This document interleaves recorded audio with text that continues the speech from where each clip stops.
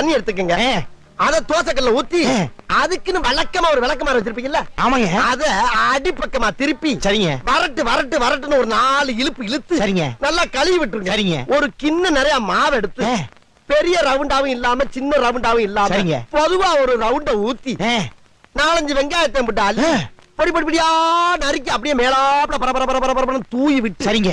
ஒரு நீளமான கேரட் எடுத்து அதையும் பொடி பொடியா நறுக்கி சரிங்க. அப்படியே மேலாப்ல பரபரப்பா தூவி விட்டு சரிங்க.